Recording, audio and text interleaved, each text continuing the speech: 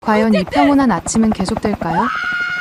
대한민국 최정예 특수전사령부에서 벌어질 충격적인 배신의 서막이 지금 시작됩니다.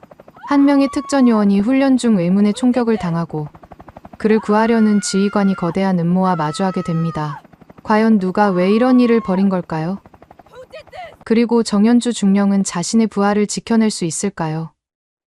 군대 내부의 어둠과 한 지휘관의 처절한 싸움. 그 전말을 지금부터 공개합니다. 하지만 경고드립니다. 이 이야기를 듣고 나면 당신은 더 이상 우리 군대를 같은 시선으로 바라볼 수 없을 것입니다.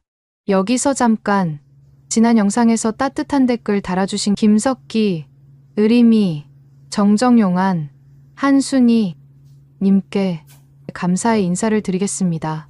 남겨주신 한마디 한마디가 다음 이야기를 만드는 원동력이 되고 있어요. 사연 들으시고 마음에 따뜻한 흔적이 남았다면 구독과 좋아요, 알림 설정으로 그 마음을 전해주세요. 오늘 좋은 일이 조용히 시작될지도 몰라요. 새벽 5시 남태령 특수전 사령부 기지에 총성이 울려 퍼졌습니다.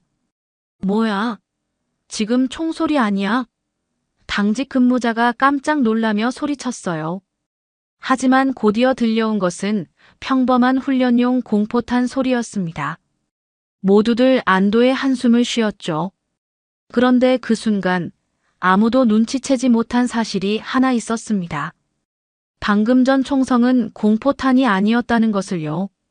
정현주 중령은 블랙호크 헬기 점검을 마치고 기지를 둘러보고 있었습니다. 47의 나이에도 불구하고 여전히 날카로운 감각을 유지하고 있는 현주였지만 오늘따라 이상한 기운을 느꼈어요. 마치 무언가 잘못되어 가고 있다는 직감이 계속 머릿속을 맴돌았거든요. 이상해. 뭔가 이상해. 현주가 혼잣말을 했습니다. 로터 블레이드 상태 양호, 연료 보급 완료, 통신 장비 점검 완료. 현주는 체크리스트를 하나씩 확인하며 중얼거렸습니다. 그녀의 손길은 여전히 세심하고 정확했죠. 이런 꼼꼼함이 바로 현주를 특수전 사령부에서 가장 신뢰받는 지휘관으로 만든 이유였습니다. 기지 내 PX에서는 대원들이 이른 아침부터 분주하게 움직이고 있었습니다. 어떤 대원들은 종이컵 라면에 뜨거운 물을 부어가며 간단한 아침을 해결하고 있었고, 다른 대원들은 김밥 한 줄을 나눠 먹으며 오늘 있을 훈련에 대한 이야기를 나누고 있었죠. 그런 평범한 풍경 속에서도 현주의 눈에는 특별히 들어오는 모습이 있었습니다. 바로 오민석의 모습이었죠. 26살의 민석은 다른 대원들과 달리 자꾸만 기지 한편에 있는 낡은 공중전화 부수 쪽을 흘끔거리고 있었습니다. 그의 얼굴에는 걱정과 그리움이 뒤섞인 복잡한 표정이 떠올라 있었어요. 민석아, 오늘도 어머니께 전화할 거야? 현주가 다가가며 따뜻한 목소리로 물었습니다. 예, 중령님. 엄마는 스마트폰이 익숙하지 않아서 제가 면회 오라고 하면 버스비며 뭐며 돈 쓸까봐 늘 걱정이라고 하시거든요. 민석의 목소리에는 미안함과 애틋함이 가득 섞여 있었습니다. 현주는 민석의 가정 사정을 누구보다 잘 알고 있었습니다. 민석의 아버지는 군 복무 중 순직했고 그 후 민석의 어머니 오지영은 혼자서 아들을 키우며 온갖 고생을 다했죠. 시장에서 작은 반찬 가게를 운영하며 하루하루를 버텨온 지영의 삶은 결코 녹록하지 않았습니다. 그런 어머니를 생각하는 민석의 마음을 현주는 누구보다 잘 이해하고 있었어요. 훈련 끝나면 내가 직접 전화드릴게.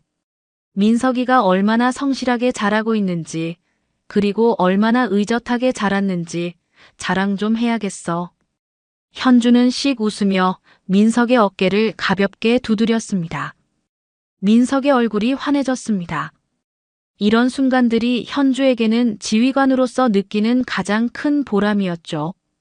수많은 규정과 명령서들, 그리고 상급 부대에서 내려오는 지시사항들도 중요하지만 결국 군대도 사람이 사는 곳이라는 걸 현주는 그 누구보다 잘 알고 있었습니다. 기지 다른 한편에서는 김영도 팀장이 아침 일찍부터 보안 점검을 위해 각 구역을 꼼꼼히 순회하고 있었습니다. 39살의 영도는 현주와 같은 기수로 군에 들어온 동기였지만 성격은 현주와는 사뭇 달랐죠. 현주가 감정과 의리를 중시하는 타입이라면 영도는 철저한 현실주의자였습니다. 그는 언제나 냉정한 판단을 내리려 노력했고 감정보다는 논리와 규정을 우선시했어요. 현주야, 오늘 산악기동훈련 안전점검 다시 한번 확인해봐. 영도가 현주에게 다가와 진지한 표정으로 말했습니다. 벌써 3번째 확인인데 너무 걱정하는 거 아니야? 우리 부대가 언제 사고를 낸 적이 있다고. 현주가 웃으며 대답했습니다. 요즘 상부에서 안전관리 때문에 얼마나 예민해져 있는지 알잖아. 작은 사고라도 하나 나면 우리 다 곤란해져. 특히 요즘 같은 때는 더욱 조심해야 해. 영도의 목소리에는 걱정과 우려가 진하게 배어 있었습니다. 영도의 말이 전혀 틀린 건 아니었습니다. 최근 몇 년 사이 전국 각지의 부대에서 크고 작은 훈련 사고들이 연이어 발생하면서 상급 부대에서는 안전관리에 대한 압박을 점점 더 강화하고 있었거든요. 사소한 부주의로 인한 작은 사고라도 일어나면 해당 부대의 지휘관들은 물론이고 관련된 모든 간부들이 책임을 져야 하는 상황이었죠. 하지만 현주는 자신의 부대만큼은 그런 일이 절대 일어나지 않을 거라고 굳게 확신하고 있었습니다. 그동안 쌓아온 경험과 노하우, 그리고 무엇보다 부하들에 대한 깊은 신뢰가 있었기 때문이었어요. 한편 병참과 훈련물자를 담당하는 노태균 대령은 이른 아침부터 자신의 개인 사무실에서 각종 서류들을 정리하고 있었습니다. 41살의 노태균은 언제나 말끔하고 단정한 외모를 유지하며 상급자들에게는 항상 완벽한 보고서를 올리는 것으로 유명했죠. 그의 책상은 늘 깔끔하게 정리되어 있었고 어떤 서류든 즉시 찾을 수 있을 정도로 체계적으로 관리되고 있었습니다. 하지만 그의 속내는 겉으로 보이는 모습과는 전혀 달랐습니다. 노태균의 눈 깊숙한 곳에는 야심과 계산이 번뜩이고 있었어요. 이번 훈련도 계획대로 무사히 넘어가야 할 텐데. 노태균은 혼자 중얼거리며 책상 서랍 가장 깊숙한 곳에서 봉투 하나를 조심스럽게 꺼냈습니다. 봉투 안에는 얇은 서류 한 장이 들어 있었는데 그 내용을 아는 사람은 노태균 외에는 아무도 없었죠. 노태균의 책상 위에는 오늘 훈련과 관련된 각종 계획서들이 완벽하게 정리되어 있었습니다. 탄약 지급 계획서, 안전관리 지침, 비상시 대응 매뉴얼, 훈련 일정표까지 모든 것이 흠잡을 데 없이 완벽해 보였습니다. 하지만 그 완벽함 뒤에는 그 누구도 모르는 어둠의 계획이 치밀하게 숨어 있었죠. 시간이 흘러 오후가 되었습니다. 현주는 내일 있을 산악기동훈련을 앞두고 마지막으로 대원들의 장비를 하나하나 점검하며 동시에 상세한 브리핑을 진행했습니다. 내일 훈련의 주된 목적은 산악지형에서의 기동 능력 향상과 팀워크 강화입니다. 모든 대원은 안전수칙을 철저히 준수하고 특히 화기 취급에 각별히 주의하세요. 그리고 무엇보다 서로를 믿고 의지하는 것을 잊지 마세요. 현주의 목소리는 평소보다 더욱 엄중하고 진지했습니다. 민석을 비롯한 모든 대원들은 한마디도 놓치지 않으려는 듯 진지한 표정으로 브리핑을 듣고 있었습니다. 이들에게 내일의 훈련은 단순한 일과가 아니라 또 하나의 성장 기회였고 동시에 그동안 갈고 닦은 자신들의 실력을 마음껏 발휘할 수 있는 소중한 무대이기도 했죠. 브리핑이 모두 끝난 후 현주는 혼자서 조용히 기지를 걸으며 깊은 생각에 잠겼습니다. 왠지 모르게 마음이 무거웠고 이 평온하고 고요한 일상이 오래가지 않을 거라는 불길한 예감이 계속해서 머릿속을 떠나지 않았습니다. 하지만 현주는 그런 생각들을 단순한 기우일 뿐이라고 여기며 애써 떨쳐버리려 했어요. 민석이 낡은 공중전화 부스에서 어머니와 통화하는 모습을 멀리서 바라보며 현주는 속으로 조용히 다짐했습니다. 내 사람들은 내가 반드시 지킨다. 어떤 일이 있어도 누가 뭐라고 해도. 노을이 기지 전체를 붉게 물들이고 내일의 중요한 훈련을 위한 모든 준비가 말끔히 완료되었습니다. 하지만 그 누구도 예상하지 못한 충격적인 사건들이 곧 시작될 예정이었죠. 다음 날 아침, 산악기동 합동훈련이 시작되었습니다. 새벽 5시부터 대원들은 완전 무장을 갖추고 지정된 집결지로 향했죠. 현주는 마지막으로 탄약 지급 상황을 점검했습니다. 오늘 훈련용 공포탄 지급 완료되었습니다. 탄약병이 큰 소리로 보고했습니다. 확실해. 실탄은 절대 섞여 들어가면 안 돼. 현주의 목소리에는 평소보다 더 엄중함이 배어 있었습니다. 예. 공포탄만 지급했습니다. 재고 확인도 3번 했습니다. 하지만 현주는 여전히 불안했습니다. 어제 밤부터 계속 마음에 걸렸던 불길한 예감이 더욱 짙어졌거든요. 민석을 비롯한 대원들은 모두 들뜬 표정으로 훈련 준비를 마치고 있었습니다. 중령님, 저희 준비 완료했습니다. 민석이 힘찬 목소리로 보고했습니다. 좋아, 모든 대원주에 깊게 들어. 오늘은 실전과 같은 상황을 가정한 훈련이야. 하지만 절대 방심하지 말고 안전수칙을 철저히 지켜. 알겠지? 예. 모든 대원들이 우렁찬 목소리로 대답했습니다. 오전 9시, 드디어 훈련이 시작되었습니다. 험준한 산악지형을 배경으로 한 이번 훈련은 적진 침투와 거점 확보를 목표로 하고 있었죠. 대원들은 각자 맡은 임무에 따라 조를 나누어 움직이기 시작했습니다. 민석은 선두조에 배치되어 정찰 임무를 맡고 있었습니다. 그의 움직임은 여느 때와 다름없이 민첩하고 정확했죠. 현주는 지휘소에서 무전을 통해 각 조의 상황을 실시간으로 파악하고 있었습니다. 선두조, 상황 보고하라. 선두조, 현재 1지점 통과 중입니다. 이상 없습니다. 훈련은 계획대로 순조롭게 진행되고 있었습니다. 그런데 바로 그때였습니다. 오전 10시 30분, 갑자기 산 전체를 뒤흔드는 거대한 폭발음이 울려 퍼졌습니다. 그것은 평소 훈련에서 들었던 공포탄 소리와는 완전히 달랐죠. 훨씬 더 크고 더 날카로우며 더 위험한 소리였습니다. 뭐야? 지금 그 소리가 뭐야?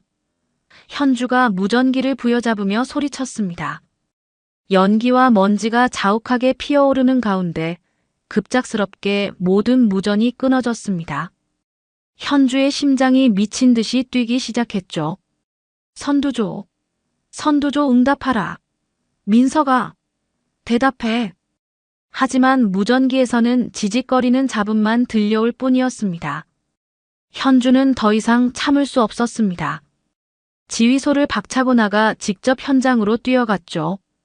가파른 산길을 헐떡이며 올라가는 동안에도 현주의 머릿속에는 온갖 나쁜 상상들이 스쳐 지나갔습니다. 제발, 제발 아무 일 없기를. 드디어 현장에 도착한 현주가 본 광경은 충격 그 자체였습니다. 연막 사이로 민석이 바위에 기대어 쓰러져 있었거든요. 얼굴에는 피가 흘러내리고 있었고 전투복은 여러 곳이 찢어져 있었습니다. 민석아! 민석아! 현주가 달려가 민석을 끌어안았습니다. 민석의 의식은 희미했지만 그래도 현주의 목소리를 알아들을 수 있었습니다. 중령님. 민석의 목소리는 가늘고 떨리고 있었습니다.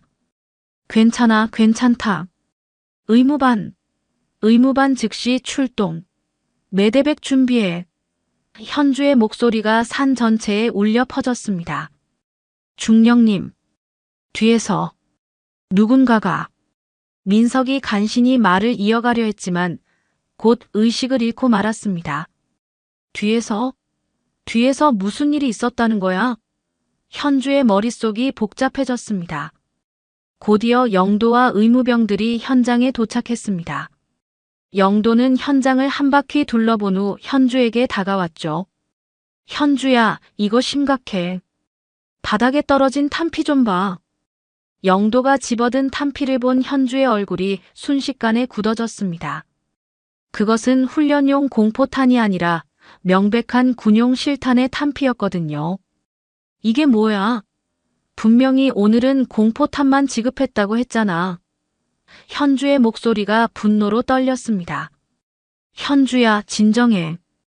일단 민석이부터 병원으로 후송하자. 영도가 현주의 어깨를 잡았습니다. 민석이 헬기로 응급 후송되는 동안 현주는 훈련 계획서를 다시 한번 확인했습니다. 분명히 오늘 훈련에는 공포탄만 사용하도록 명시되어 있었어요. 도대체 누가 실탄을 넣은 거야? 현주가 주먹을 쥔 채 소리쳤습니다. 영도는 현장을 더 자세히 살펴본 후 현주에게 다가왔습니다. 현주야, 이거 단순한 사고가 아니야. 내부자 없이는 절대 불가능한 일이라고. 무슨 소리야? 탄약고 접근 권한이 있는 사람만이 공포탄을 실탄으로 바꿀 수 있어. 그리고 그런 사람은 많지 않다고. 현주의 뇌리에 번개처럼 스쳐 지나가는 생각이 있었습니다. 탄약고 관리 권한을 가진 사람들의 얼굴이 하나씩 떠올랐죠. 영도야, 탄약고 출입 기록 당장 확인해봐. 어제 밤부터 오늘 아침까지 모든 기록 말이야. 알겠어. 그런데 현주야, 이 일을 공식적으로 보고하면. 공식 보고는 나중 일이야. 지금은 민석이가 더 중요해. 그때 노태균 대령이 현장에 나타났습니다. 그의 얼굴에는 놀람과 당황이 섞여 있었지만 어딘지 어색한 구석이 있었어요. 이게 도대체 무슨 일입니까? 분명히 공포탄만 지급했다고 보고받았는데. 대령님, 탄약 관리에 문제가 있었던 것 같습니다. 정확한 경위를 파악해야겠어요. 현주의 목소리는 차갑게 식어 있었습니다. 당연히 조사해야죠. 이런 일이 일어나다니. 참으로 안타까운 일입니다. 노태균의 말에는 진심이 담겨 있는 것 같았지만 현주는 왠지 모르게 의심스러웠습니다. 병원에서 연락이 왔습니다. 민석의 상태는 위중하지만 생명에는 지장이 없다는 소식이었죠. 하지만 현주의 분노는 더욱 커져만 갔습니다.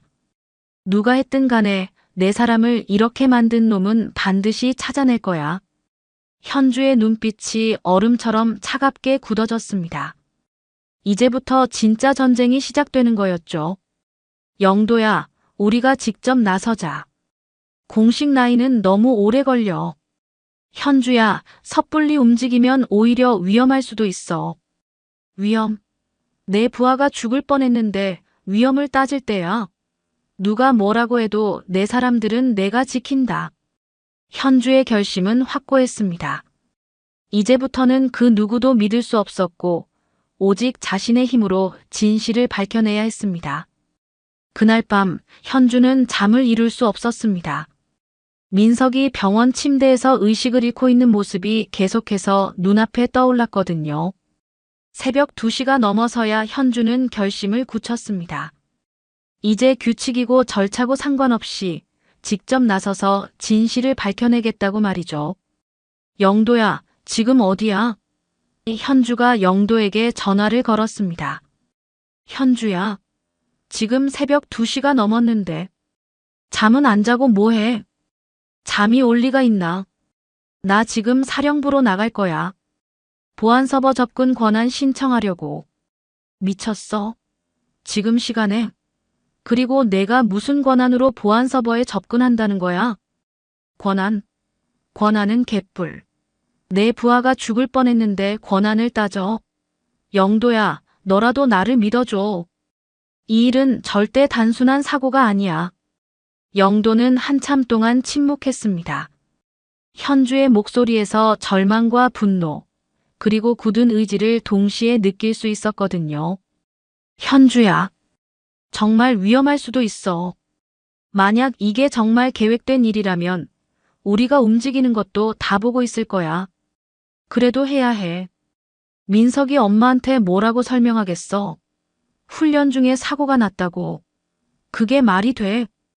현주의 목소리가 떨렸습니다. 오지영의 얼굴이 떠올랐거든요. 남편을 군에서 잃고 이제 아들마저 이런 일을 당하다니. 도저히 용서할 수 없었습니다. 새벽 3시 현주는 영도와 함께 사령부에 도착했습니다. 야간 근무자들의 눈을 피해 조심스럽게 보안 관제실로 향했죠. 현주야, 이거 정말 불법이야. 걸리면 우리 둘 다 끝이라고. 끝나도 좋아. 민석이만 살릴 수 있다면. 현주는 평소 친분이 있던 야간 근무 보안 요원에게 접근했습니다. 상병 나야. 급한 일이 있어서 그런데 어제 탄약고 출입 기록 좀 확인할 수 있을까? 중령님. 그런데 이건 허가받지 않으면. 제발이야. 내 부하 목숨이 걸린 일이라고. 딱 한 번만, 응. 보안 요원은 망설였지만 결국 현주의 간절한 부탁을 들어주었습니다. 컴퓨터 화면에 탄약고 출입 기록이 떠올랐죠. 이상하네. 영도가 화면을 보며 중얼거렸습니다. 뭐가? 여기 봐. 훈련 전날 밤 새벽 3시에 누군가 탄약고에 들어갔어. 그런데 나간 시간이. 현주가 화면을 자세히 보니 정말로 이상한 점이 있었습니다.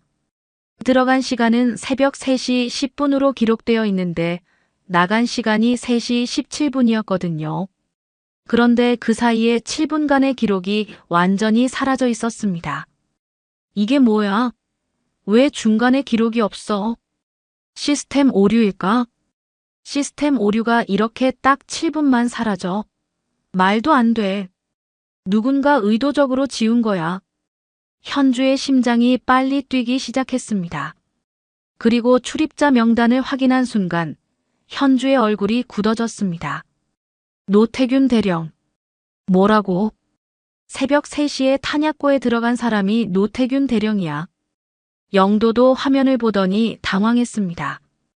이건 정말 심각한데? 하지만 이것만으로는 증거가 부족해.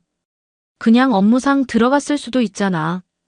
새벽 3시에, 훈련 전날 밤에, 그리고 왜 7분간의 기록이 사라진 거야? 현주는 더 이상 의심할 여지가 없다고 생각했습니다. 하지만 영도는 여전히 신중했죠. 현주야, 이걸 가지고 어떻게 할 거야? 공식적으로 보고하면 우리가 불법으로 접근한 것도 다 드러날 텐데. 공식 라인은 묻지 마. 비공식으로 들어가자. 비공식으로. 영도야, 내가 책임질 수 있겠어? 영도는 한참 동안 고민했습니다. 현주의 눈빛에서 돌이킬 수 없는 결의를 읽을 수 있었거든요. 네. 내가 책임질 수 있다면 나도 따라갈게. 고마워. 정말 고마워. 그런데 뭘 어떻게 할 건데? 일단 탄약고부터 직접 확인해보자. 분명히 흔적이 남아있을 거야. 다음 날 밤 현주와 영도는 야음을 틈타 탄약고 주변을 조사하기 시작했습니다.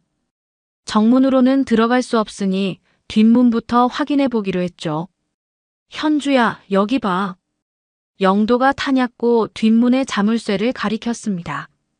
오래된 자물쇠였는데 자세히 보니 새로운 기름 자국이 묻어 있었어요. 이거 방금 전에 손 뗀 흔적이야. 기름이 아직 마르지도 않았어. 현주가 손가락으로 기름 자국을 만져보니 정말로 촉촉했습니다. 누군가 최근에 이 자물쇠를 열었다는 뜻이네. 그런데 여기는 비상시에만 사용하는 출입구잖아. 평소에는 아무도 안 써. 두 사람은 더 자세히 조사해봤습니다. 바닥에는 발자국 흔적도 있었고 문틀에는 뭔가를 비비고 지나간 듯한 자국도 남아 있었어요. 현주야, 이거 진짜 심각한 것 같은데. 누군가 몰래 탄약고에 들어와서 뭔가를 했다는 증거야. 그럼 이제 뭘 해야 하지? 일단 사진이라도 찍어둬. 나중에 증거로 쓸 수 있을지도 모르니까.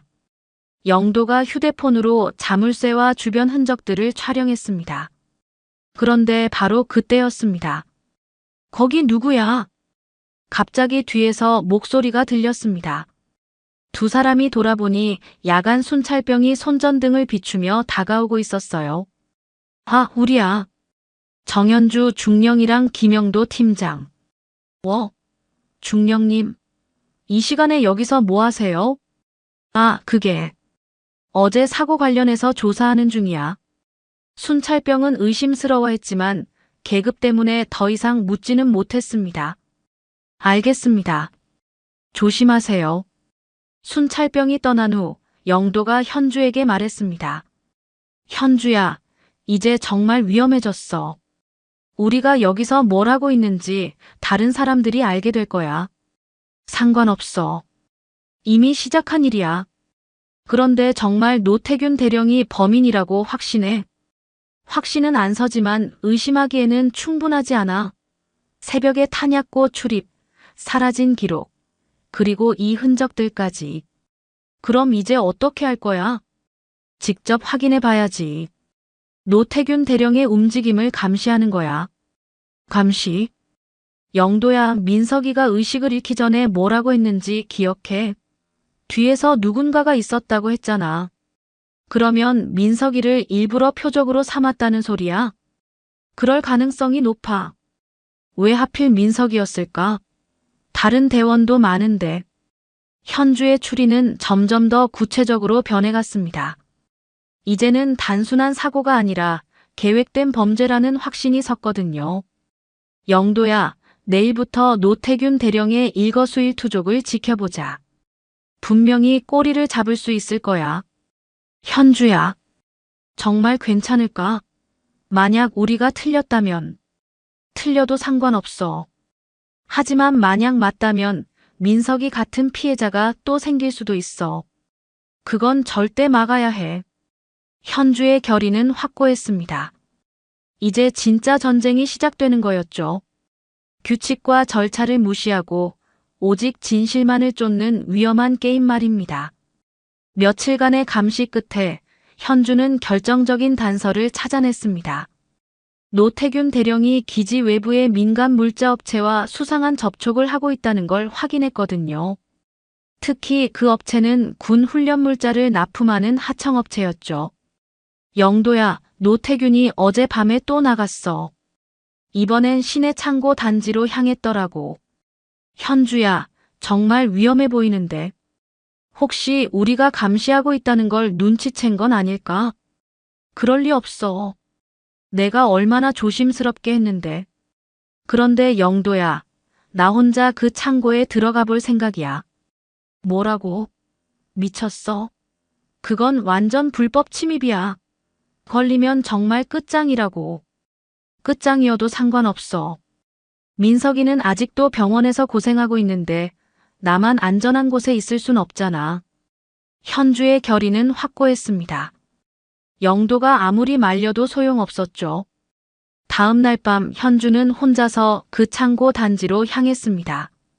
한신물류라는 간판이 걸린 낡은 창고였는데 겉보기에는 평범한 물류 창고 같았어요.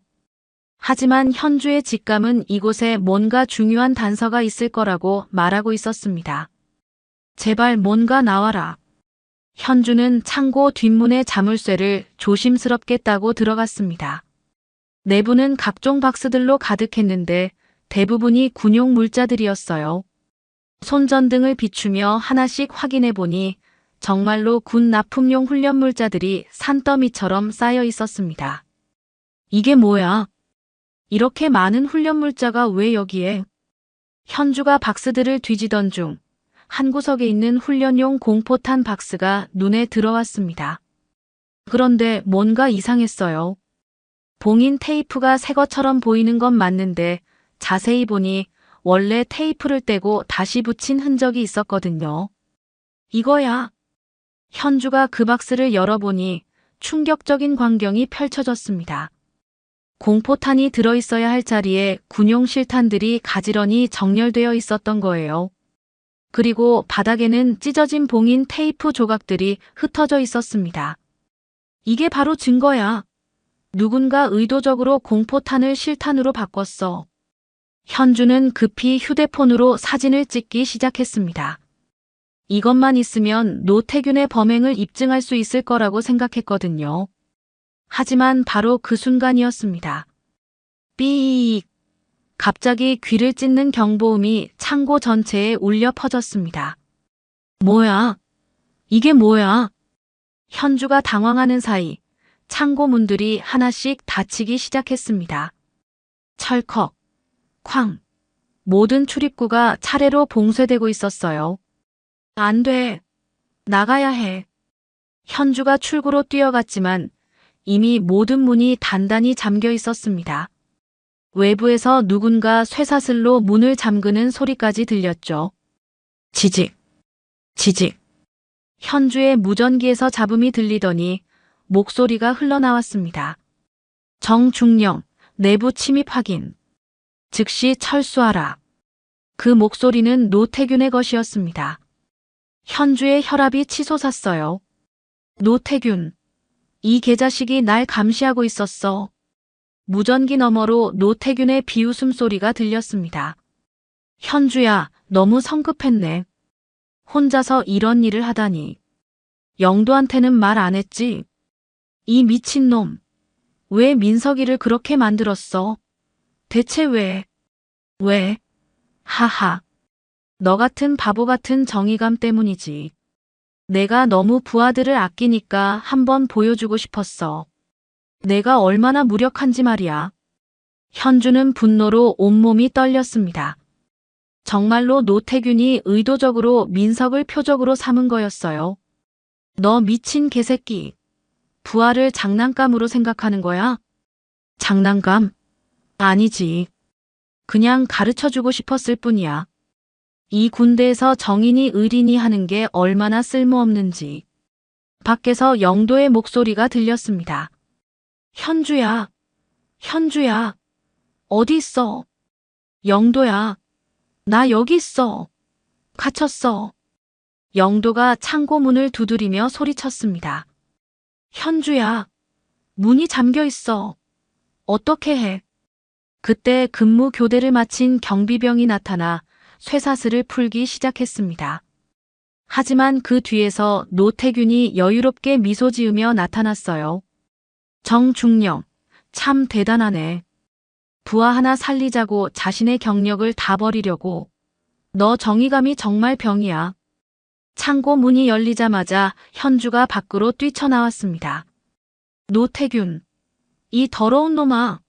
내가 다 계획한 일이지. 계획? 무슨 계획? 나는 그냥 야간 순찰 중에 수상한 움직임을 발견해서 신고한 것뿐이야. 거짓말하지 마. 증거는 다 봤어. 공포탄을 실탄으로 바꾼 것도, 창고에 숨겨둔 것도. 노태균이 창고 안을 힐끗 보더니 다시 미소를 지었습니다. 증거? 뭔 증거? 여기 아무것도 없는데. 현주가 창고 안을 다시 보니 깜짝 놀랄 수밖에 없었습니다. 아까까지 분명히 있었던 실탄들과 찢어진 테이프 조각들이 모두 사라져 있었거든요. 창고는 완전히 깨끗하게 비워져 있었어요. 이럴 수가. 분명히 여기 있었는데. 현주야, 스트레스 때문에 환각이라도 본 거 아니야? 요즘 부하 걱정 때문에 많이 힘들어 보이던데. 노태균의 말에 주변 경비병들도 수군거리기 시작했습니다. 현주는 완전히 당황했어요. 영도야, 나 정말로 봤어. 여기에 실탄들이 있었다고. 영도는 현주를 믿고 싶었지만 아무 증거도 없는 상황에서는 어쩔 수 없었습니다. 현주야, 일단 나가자. 여기서 이러면 더 큰 문제가 될 수도 있어. 아니야. 분명히 여기 있었어. 노태균이 미리 치워둔 거야. 하지만 아무도 현주의 말을 믿어주지 않았습니다. 오히려 현주가 불법 침입을 한 것만 문제가 되었죠. 노태균이 현주에게 다가와 작은 목소리로 속삭였습니다. 현주야, 이제 알겠지? 내가 아무리 발버둥 쳐봤자 소용없어. 나는 이미 모든 걸 준비해뒀거든. 앞으로도 계속 이럴 거야. 이 미친놈. 절대 안 놔둬. 그래, 계속 덤벼봐. 다음에는 민석이가 아니라 다른 녀석이 당할 수도 있으니까. 노태균이 사라진 후 현주는 무너져 내릴 것 같았습니다. 첫 번째 시도가 완전히 실패로 끝난 거였어요. 증거도 사라지고 오히려 자신만 불법 침입 혐의를 뒤집어 쓰게 되었죠. 영도야, 내가 뭘 잘못한 걸까? 현주야, 포기하지 마. 이번엔 실패했지만 분명히 다른 방법이 있을 거야. 하지만 현주의 마음은 절망으로 가득했습니다. 과연 이 상황을 어떻게 헤쳐나갈 수 있을까요? 창고에서의 참담한 실패 이후 사흘이 지났습니다. 현주는 병원에서 민석의 상태가 급격히 악화되었다는 연락을 받았어요. 감염으로 인한 폐혈증 위험이 높아져서 중환자실로 옮겨졌다는 소식이었죠. 뭐라고? 폐혈증이라고?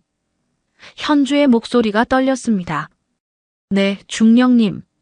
상처 부위에서 세균 감염이 심해져서 지금 상태가 많이 위험합니다. 의무병의 목소리도 침울했어요. 현주는 급히 병원으로 향했습니다. 중환자실 앞에 도착하니 오지영이 벤치에 앉아 울고 있었어요. 58살의 지영은 하룻밤 사이에 10년은 더 늙어 보였습니다. 어머니. 현주가 조심스럽게 다가갔습니다. 지영이 고개를 들더니 현주를 보자마자 눈물을 터뜨렸어요.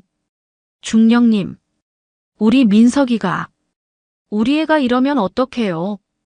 지영이 현주의 손을 붙잡고 흐느꼈습니다. 어머니, 괜찮아요. 민석이는 강한 아이예요. 금방 나을 거예요. 우리 애, 군대 간다고 그렇게 좋아하던 애예요. 아버지 제대모자 쓰고 거울 앞에서 격리하고 어쩌다가 이런 일이. 지영의 목소리가 끊어졌습니다. 현주는 지영의 모습을 보며 마음이 찢어질 것 같았습니다. 이미 남편을 군에서 잃은 여인이 이제 아들마저 잃을 위기에 처한 거였어요. 어머니, 제가 반드시 진실을 밝혀낼게요. 누가 민석이를 이렇게 만들었는지 꼭 찾아낼 거예요. 진실이 뭐가 중요해요? 우리 애만 살아나면, 그것만 되면. 지영이 현주의 손을 더 꽉 쥐었습니다. 그때 의사가 나와서 상황을 설명했습니다. 환자 상태가 위중합니다. 현재 항생제 치료를 하고 있지만 좀 더 지켜봐야 할 것 같아요. 보호자분은 마음의 준비를 하시는 게. 마음의 준비라니요?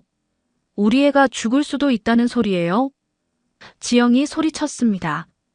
현주는 자신이 지휘관으로서 완전히 무력하다는 걸 느꼈습니다. 내가 민석이를 지키겠다고 했는데 내가 애 하나 못 지키면서 무슨 지휘관이야. 병원을 나오는 길에 영도가 현주를 기다리고 있었습니다. 그런데 영도의 표정이 심상치 않았어요. 현주야, 큰일 났어. 뭔데? 감찰부에서 연락 왔어. 내가 불법 침입 혐의로 직무배제된다고. 현주의 머릿속이 하얘졌습니다. 뭐라고? 직무배제? 노태균 그 개새끼가 정식으로 고발한 거야. 민간시설 불법 침입, 수사방해, 직권남용까지. 이런 미친. 자기가 범인이면서 오히려 나를 고발한다고. 현주야, 이제 정말 심각해졌어. 직무배제되면 부대 출입도 금지되고 수사에도 개입할 수 없어. 현주는 무너져 내릴 것 같았습니다. 민석은 생사의 기로에 서 있고 자신은 직무배제로 아무것도 할 수 없는 상황이 된 거였어요. 영도야, 내가 정말 무능한 지휘관인가 봐. 부하 하나 제대로 못 지키고. 그런 소리 하지 마. 내가 틀린 게 아니야. 노태균이 너무 치밀하게 계획한 거야. 그날 저녁 현주는 자신의 숙소에서 짐을 정리하고 있었습니다. 20년 넘게 입었던 군복을 벗는다는 게 이렇게 허무할 줄은 몰랐어요. 현주는 마지막으로 기진의 공중전화로 영도에게 전화를 걸었습니다. 영도야, 마지막으로 부탁이 하나 있어. 뭔데? 노태균 관련 서류들 좀 더 뒤져봐. 분명히 뭔가 빠뜨린 게 있을 거야. 현주야, 이미 충분히 위험해졌어. 이제 그만. 영도야, 제발이야. 민석이가 죽어가고 있어. 나는 이제 아무것도 할 수 없잖아. 영도는 한참 망설이다가 대답했습니다. 알겠어. 하지만 조심스럽게 할게. 이틀 후 영도에게서 연락이 왔습니다. 현주야, 중요한 걸 발견했어. 뭔데? 노태균이 작성한 서류를 하나 찾았는데 제목이 훈련 오발 사고 발생 시 대응 매뉴얼이야. 그게 뭐가 이상한데? 작성 날짜를 봐. 훈련 전날 밤 새벽 2시야. 현주의 심장이 멈추는 것 같았습니다. 뭐라고? 사고가 일어나기 전에 미리 대응 매뉴얼을 만들었다고. 그래. 그것도 새벽 2시에. 노태균이 탄약고에 들어간 시간 바로 1시간 전이야. 이건 완전히 계획된 범죄라는 증거잖아. 맞아. 사고는 예정되어 있었던 거야. 노태균이 모든 걸 미리 계획하고 준비했어. 현주는 분노와 동시에 희망을 느꼈습니다. 드디어 결정적인 증거를 찾은 거였어요. 영도야, 그 서류 사본 좀 만들어줄 수 있어? 이미 만들었어. 그런데 현주야, 이걸 어떻게 활용할 거야?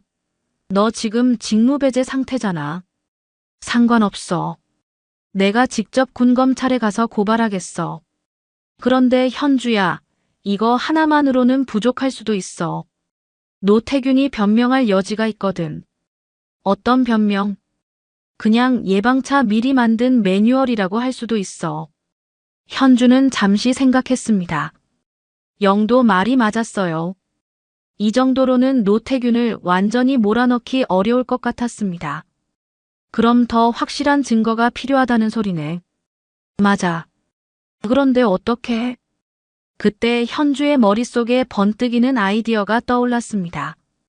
영도야, 민석이 헬멧에 카메라가 있잖아. 혹시 그 영상 확인해 봤어? 아, 그거?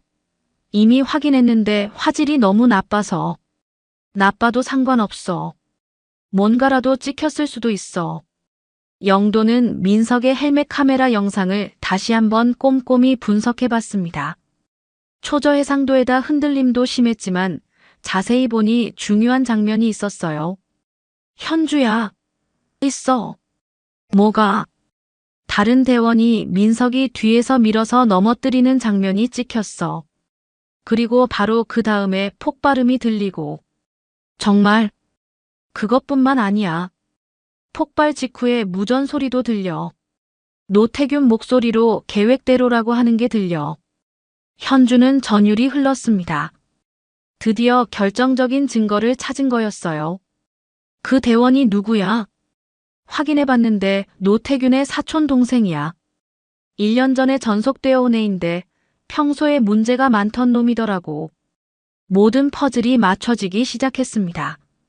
노태균이 사촌 동생을 이용해서 민석을 고의로 표적으로 삼은 거였어요. 영도야, 이제 확실해졌어. 우리가 이길 수 있어. 그런데 현주야, 이걸 가지고 어떻게 할 거야? 현주의 눈에 결의가 서렸습니다. 이제 마지막 승부를 걸 때가 온 거였죠. 영도야, 이제부터 정말 위험한 게임이 시작될 거야. 그래도 끝까지 함께 해줄 거지. 당연하지. 민석이를 위해서라도. 현주는 병원으로 달려가 중환자실 밖에서 민석을 바라봤습니다. 민석아, 조금만 더 버텨. 아저씨가 반드시 복수해줄게. 너를 이렇게 만든 놈들을 절대 그냥 안 놔둬. 결정적인 증거를 확보한 현주였지만 여전히 큰 벽에 가로막혀 있었습니다. 직무배제 상태에서는 공식적인 수사에 개입할 수도 없었고 혼자 힘으로는 노태균 같은 거대한 적을 상대할 수도 없었거든요. 현주는 그동안의 자신을 돌아보며 깨달았습니다. 혼자서 모든 걸 해결하려던 것이 잘못이었다는 걸 말이죠. 영도야, 나 이제 방법을 바꿔볼 생각이야. 무슨 소리야? 그동안 나 혼자 다 하려고 했잖아.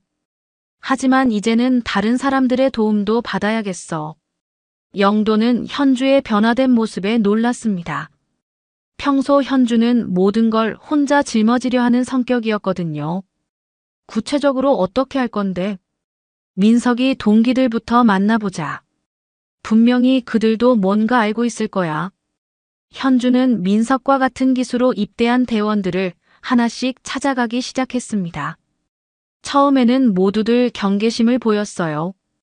현주가 직무배제된 상황에서 접근하는 걸 부담스러워했거든요. 상병 이준호, 잠깐 얘기 좀 할까? 중령님. 그런데 지금 중령님 상황이 나 때문에 너희들까지 곤란해질까봐 걱정이지. 걱정하지 마. 난 그냥 민석이가 걱정돼서 왔을 뿐이야. 현주의 진심 어린 목소리에 준호의 마음이 조금씩 열렸습니다. 중령님, 사실 저희도 이상하다고 생각했어요. 민석이가 그런 실수를 할 리가 없거든요. 어떤 말이야? 자세히 말해봐. 훈련 당일 아침에 민석이한테 이상한 일이 있었어요. 평소 같이 다니던 박상병이 갑자기 민석이를 피하더라고요. 박상병? 혹시 박민수? 네, 맞아요. 그 애가 평소엔 민석이랑 붙어 다녔는데 그날만은 이상하게 거리를 두더라고요. 현주의 머릿속에서 퍼즐이 맞춰지기 시작했습니다. 박민수는 바로 노태균의 사촌 동생이었거든요. 준호야, 혹시 다른 동기들도 뭔가 이상한 점을 느꼈을까? 아마 그럴 거예요. 다들 민석이 사고에 대해서 의문을 가지고 있거든요. 현주는 용기를 내어 다른 동기들도 차례로 만났습니다. 처음에는 두려워하던 대원들도 현주의 진심을 느끼고 조금씩 마음을 열기 시작했어요. 상병들, 나는 너희들에게 무리한 부탁을 하려는 게 아니야. 다만 민석이를 위해서, 그리고 앞으로 우리 중에 또 다른 피해자가 생기지 않도록 하기 위해서 도움이 필요해. 중령님, 저희가 뭘 도와드릴 수 있을까요? 익명으로라도 좋으니까 그날 본 것들을 증언해달라. 군검찰에서 보호 조치를 약속했어. 대원들은 서로 눈빛을 교환했습니다. 두려움과 의무감 사이에서 갈등하고 있었어요. 중령님, 정말 안전할까요? 박민수나 노태균 대령한테 알려지면. 걱정하지 마. 두려우면 숨지 말고 서로의 등을 내줘라. 우리가 함께하면 누구도 건드릴 수 없어. 현주의 말에 대원들이 고개를 끄덕였습니다. 그들도 민석을 아끼고 있었고 이런 부조리가 계속되는 걸 원하지 않았거든요. 알겠습니다, 중령님. 저희가 도와드릴게요. 고마워. 정말 고마워. 한편 영도는 군검찰과의 연결 고리를 만들기 위해 분주하게 움직이고 있었습니다. 예전에 알고 지내던 군검사에게 연락을 취한 거죠. 김 검사님, 오랜만입니다. 영도입니다. 영도야. 무슨 일이야? 이 시간에 전화하는 걸 보니 심상치 않은데. 검사님, 심각한 사건이 하나 있어서 연락드렸어요. 군 내부의 조직적인 범죄 사건인데 피해자 보호가 시급한 상황입니다. 조직적인 범죄? 구체적으로 어떤 내용인데? 영도는 지금까지 수집한 증거들과 상황을 자세히 설명했습니다. 김 검사는 이야기를 듣더니 심각한 표정을 지었어요. 이거 정말 심각한 사안이네. 내부 고발자들 보호 조치는 당연히 해드릴 수 있어. 언제 만날 수 있어? 내일 밤에 은밀한 장소에서 만나면 어떨까요? 알겠어. 위치 정해지면 연락해. 그날 밤 현주는 병원으로 가서 민석의 침상 옆에 앉았습니다. 중환자실 유리창 너머로 보이는 민석의 모습은 여전히 위태로워 보였어요. 민석아, 미안해. 정말 미안해. 현주는 속으로 조용히 말했습니다. 민석아, 내가 너를 지키려고 한 건 규정 때문이 아니야. 내가 내 사람이라서야.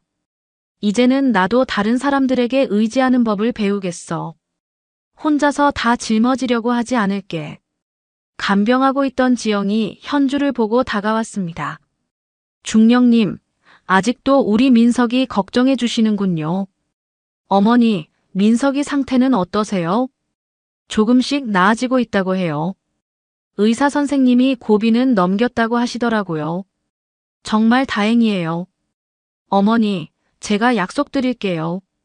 민석이를 이렇게 만든 놈들을 반드시 처벌받게 할 거예요. 중령님, 고맙습니다. 정말 고맙습니다.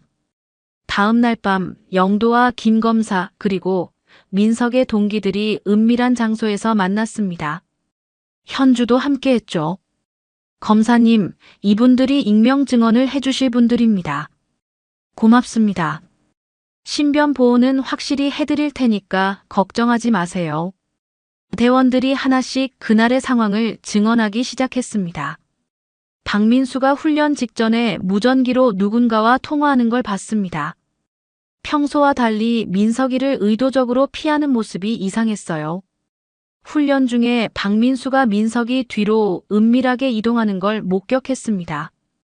증언들이 쌓여갈수록 사건의 전모가 더욱 명확해졌습니다.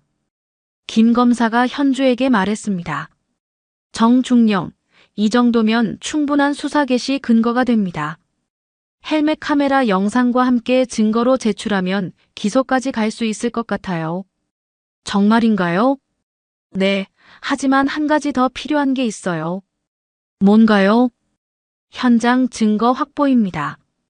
노태균이 실제로 범행을 자백하게 만들거나 아니면 결정적인 물증을 추가로 찾아야 해요. 현주는 고민에 빠졌습니다. 어떻게 하면 노태균의 자백을 받아낼 수 있을까요? 검사님, 미끼 작전은 어떨까요? 미끼 작전. 노태균을 유인해서 범행을 자백하게 만드는 거죠. 김 검사는 잠시 생각해 보더니 고개를 끄덕였습니다. 위험하지만 가능성은 있어요. 다만 철저한 계획이 필요하겠어요. 영도야, 우리가 해낼 수 있을까? 현주야, 이번엔 혼자가 아니잖아. 우리 모두 함께하는 거야. 현주는 주변을 둘러보며 든든함을 느꼈습니다. 이제는 혼자가 아니었어요. 민석의 동기들, 영도, 그리고 김 검사까지 모두가 함께하고 있었거든요. 좋아, 마지막 승부를 걸어보자. 드디어 노태균과의 최후 대결을 위한 준비가 시작되었습니다. 이번에는 반드시 이길 수 있을 것 같았어요. 일주일 후 영도와 김 검사는 치밀한 미끼 작전을 완성했습니다. 노태균이 하청업체 대표와 정기적으로 만나는 장소를 파악했고 그들의 불법 거래 현장을 포착할 계획을 세운 거였죠. 현주야, 이번 작전이 마지막 기회야. 실패하면 정말 끝이라고. 알아. 그래서 더욱 신중해야 해. 영도야, 정말 확실한 거지. 내 정보원이 확인했어. 노태균이 오늘 밤 10시에 기지 근처 패양공유 경납고에서 하청업체 사장을 만날 예정이야. 김 검사가 작전을 브리핑했습니다. 현주 중령님은 피해자 대표 자격으로 동석하시고 저희는 미리 잠복해서 모든 대화를 녹취할 예정입니다. 결정적인 증언이 나오면 즉시 검거하겠습니다. 검사님, 노태균이 쉽게 자백할까요? 그놈이 그렇게 호락호락한 성격은 아닌데. 그래서 유도 질문이 중요해요. 현주 중령님이 적절히 자극해서 감정을 끌어올려야 합니다. 현주는 긴장과 기대감이 뒤섞인 복잡한 기분이었습니다. 드디어 민석을 이렇게 만든 놈과 직접 대면할 기회가 온 거였어요. 그날 밤 9시 현주와 영도는 패양공유 경납고 근처에 도착했습니다. 을씨년스러운 분위기의 경납고는 마치 마지막 결전의 무대처럼 보였어요. 현주야, 무전기 잘 숨겨놨지? 위험해지면 즉시 신호 보내. 걱정하지 마. 이번엔 반드시 끝장을 봐야지. 김 검사와 군 검찰팀은 이미 경납고 상부에 잠복해 있었습니다. 모든 준비가 완료된 상태였죠. 10시 정각 노태균이 하청업체 사장과 함께 경납고 안으로 들어왔습니다. 그들은 현주가 있다는 걸 모르고 있었어요. 이번 분기 재고 조작은 어떻게 처리할 건가? 노태균의 목소리가 경납고에 울려 퍼졌습니다. 대령님 말씀대로 했습니다. 공포탄 재고는 장부상으로만 존재하고 실제로는 실탄으로 바꿔치기 해놨죠. 잘했어. 그럼 다음 달 납품 때도 같은 방식으로. 바로 그때 현주가 그림자에서 나타났습니다. 노태균. 노태균이 깜짝 놀라며 뒤돌아봤습니다. 현주, 너 여기서 뭐해? 너 지금 직무배제 상태잖아. 대령님, 좋은 거래 이야기 나누고 계시네요. 재고 조작에 바꿀 수 있다니 정말 훌륭한 비즈니스 모델이군요. 하청업체 사장이 당황해서 도망치려 했지만 이미 출입구는 봉쇄된 상태였습니다. 현주야, 너 지금 뭘 하는 거야? 설마 도청이라도 한 거야? 도청이요? 제가 왜 그런 불법적인 일을 하겠어요? 그냥 산책하다가 우연히 들른 거죠. 노태균의 얼굴이 일그러졌습니다. 이 미친년이 또 무슨 짓을 벌이려고. 대령님, 훈련 사고 보고서 초안은 잘 쓰셨나요? 아, 그러고 보니 사고 전날 밤에 미리 쓰셨다면서요? 뭐? 그걸 어떻게 알았어? 어떻게 알았느냐고요? 대령님이 얼마나 치밀하게 계획하셨는지 다 알고 있어요. 노태균이 비웃었습니다. 하하, 현주야. 여전히 감정이 앞서네. 증거도 없으면서 무슨 소리야? 증거요? 민석이 헬멧 카메라에 다 찍혔는데 무슨 증거가 더 필요해요? 헬멧 카메라? 그런 저화질로 뭘 할 수 있다고. 대령님 목소리로 계획대로라고 하는 것까지 녹음됐는데요. 노태균의 얼굴이 굳어졌습니다. 예상보다 현주가 많은 걸 알고 있었거든요. 그리고 박민수, 대령님 사촌 동생 말이에요. 걔가 민석이를 밀어서 넘어뜨리는 장면도 다 찍혔어요. 이 미친년이 어디서 감히. 노태균이 갑자기 흥분하며 소리쳤습니다. 여군답게 감정이 앞서네. 그래, 맞아. 내가 다 계획한 거야. 내 같은 바보 같은 정의감을 보여주고 싶었어. 왜요? 왜 민석이를 표적으로 삼았어요? 왜? 너 같은 놈들이 꼴 보기 싫어서야. 부하 사랑이니 의리니 하는 헛소리들. 이 군대는 계급이 전부야. 대령님, 사람을 뭘로 보시는 거예요? 사람. 하하. 그냥 숫자지 뭐. 대체 가능한 부품일 뿐이야. 바로 그 순간 경납고 상부에서 붉은 조명이 켜졌습니다. 녹취 완료. 문 닫아. 김 검사의 목소리가 울려 퍼졌습니다. 갑자기 사방에서 군검찰 요원들이 뛰어나왔습니다. 노태균과 하청업체 사장은 완전히 포위된 상태였어요. 뭐야? 이게 뭐야? 노태균이 당황하며 소리쳤습니다. 현주가 차분하게 말했습니다. 대령님, 사람을 숫자로 바꾸면 언젠가 숫자가 사람을 배신합니다. 노태균의 사촌 동생 박민수도 경납고 뒤편에서 도망치려다 붙잡혔습니다. 이 씨발, 다 망쳤어. 박민수가 욕설을 내뱉으며 발버둥 쳤습니다. 박민수, 너도 공범이지? 민석이를 고의로 밀어서 넘어뜨린 거 맞지? 에이, 몰라. 난 아무것도 몰라. 하지만 이미 모든 증거가 확보된 상태였습니다.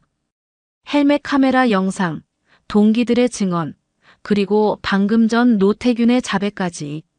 노태균이 마지막 발악으로 현주를 향해 돌진했습니다. 2년 때문에. 다 2년 때문이야. 하지만 바로 그때 민석의 동기들이 벽처럼 막아섰습니다. 중령님을 건드리지 마. 우리가 중령님을 지킬 거야. 준호를 비롯한 대원들이 서로의 어깨를 잡고 현주를 보호했습니다. 이들은 서로의 등에 기대어 선 진짜 동료들이었어요. 노태균이 그 모습을 보며 비웃었습니다. 하하, 정말 감동적이네. 하지만 현주야, 넌 이미 끝났어. 직무배제의 불법 수사까지. 군법 재판에서 어떻게 될지 두고 봐. 김 검사가 노태균에게 다가갔습니다.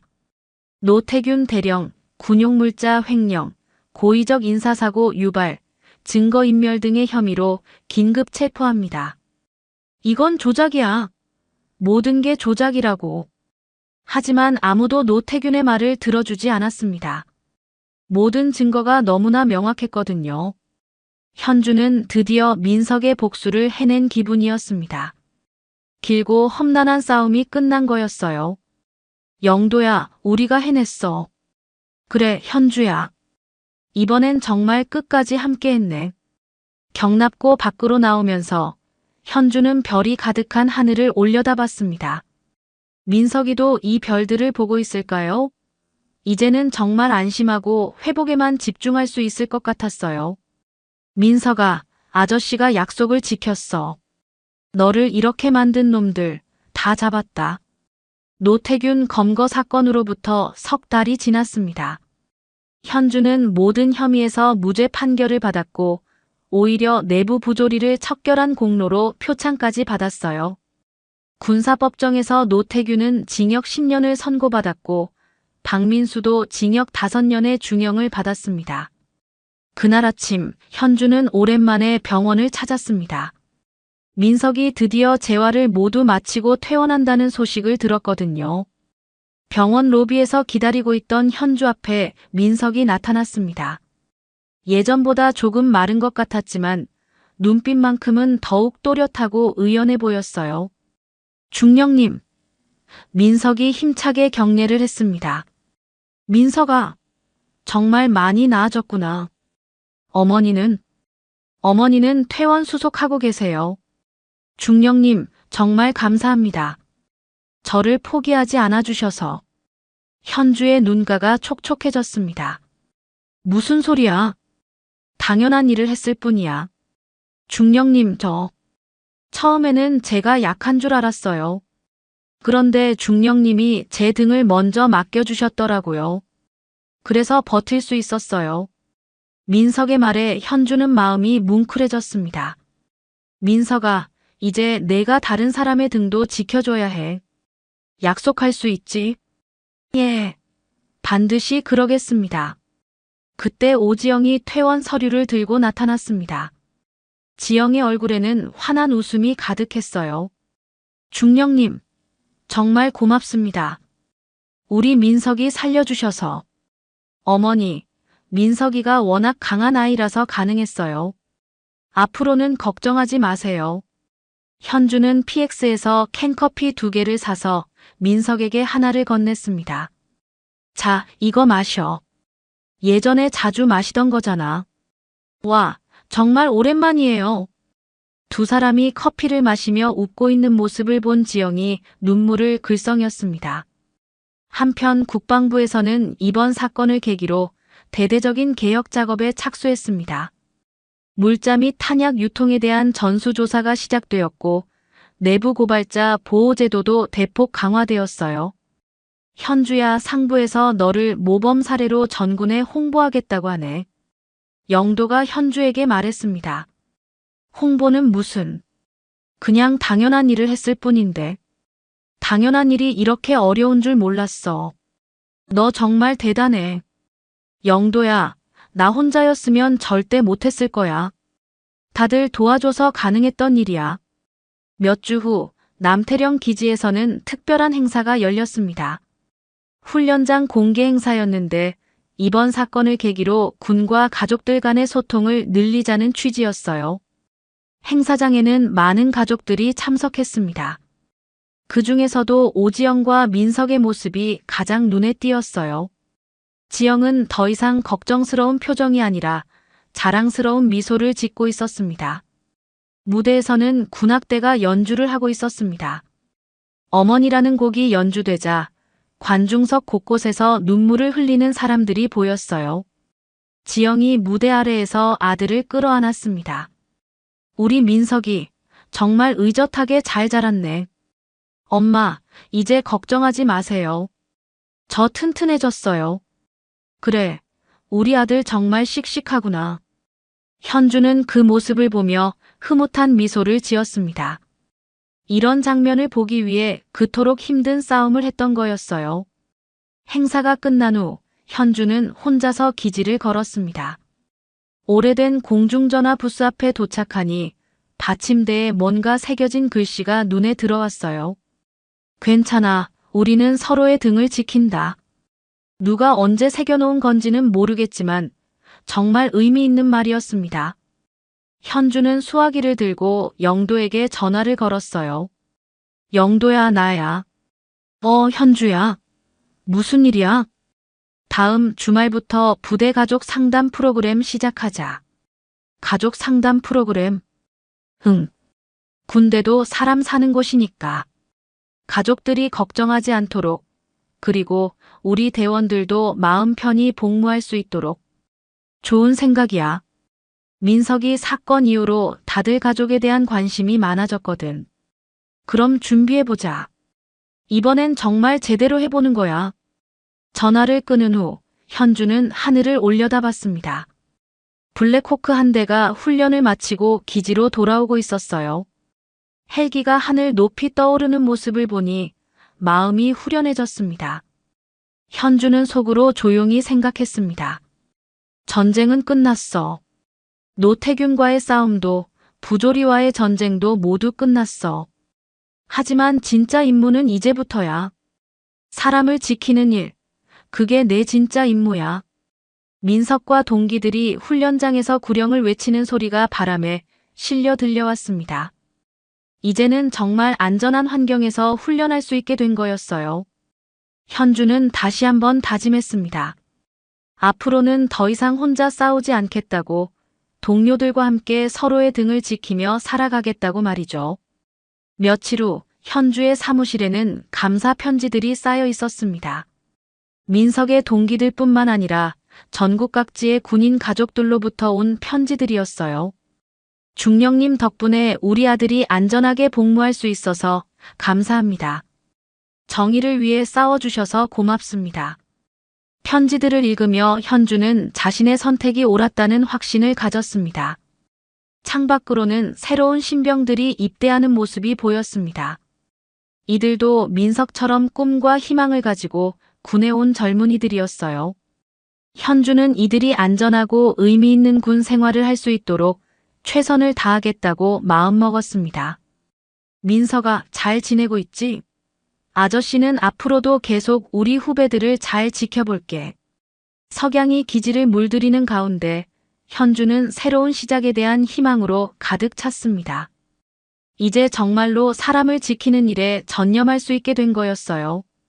군악대에서 연주하는 애국가 소리가 기지 전체에 울려 퍼졌습니다. 그 소리를 들으며 현주는 조용히 미소 지었습니다. 이제 모든 게 제자리를 찾아가고 있었어요. 오늘 이야기 어떠셨나요? 우리는 어려운 상황에서 혼자 모든 것을 해결하려 하고 있지는 않나요? 정현주 중령이 보여준 것처럼 진정한 리더십은 동료들과 함께 서로의 등을 기대며 문제를 해결하는 것입니다. 당신은 부하나 동료를 단순한 숫자나 교체 가능한 부품으로 보고 있습니까? 이 이야기는 군대든 직장이든 모든 조직에서 사람을 사람답게 대하는 것의 소중함을 일깨워줍니다. 때로는 규정보다 사람이 먼저라는 용기 있는 선택이 진정한 변화를 만들어낸다는 따뜻한 교훈을 전하고 있습니다. 지금까지 인생은 옆집 사연이었습니다. 감사합니다.